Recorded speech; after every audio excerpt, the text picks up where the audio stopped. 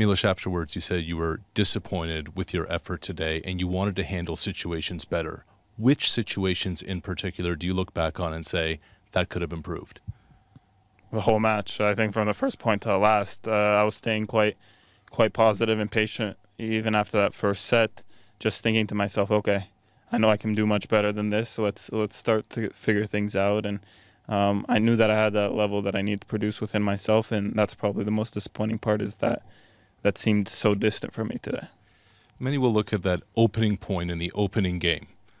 The ace that you thought you had, the challenge was overturned, and then obviously getting broken. But at 4-all in the second set and 4-all in the third set, how pivotal were those two games, those breaks, in the overall tempo of the match? Yeah, those are the more disappointing factors. Those mean more because even though I wasn't having any looks really on his serve, if I can push things to a tiebreaker, which I know I can rely on myself to do pretty much most of the time, that's when it sort of comes down to a flip of a coin. And I gotta do much better in those situations to put myself there. But at the same time, it's not like I played completely poorly in those games. I would play one poor point, and then he would sort of capitalize on it right away after. And he made me pay for just the slightest of slip-ups. 11 months ago in Montreal, when you cracked into the top 10 for the first time, you were emotional. It was a signature moment in your career. You're now 6th in the world when the rankings come out. How different is this feeling now compared to that feeling then?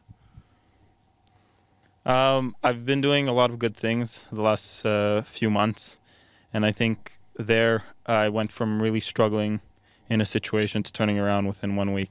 So I think this time around, the biggest feeling that I have is I want to do much better, and I know I can. I know I can win one of these tournaments, and I'm going to work as hard as I can to find that solution and find that way to turn that around.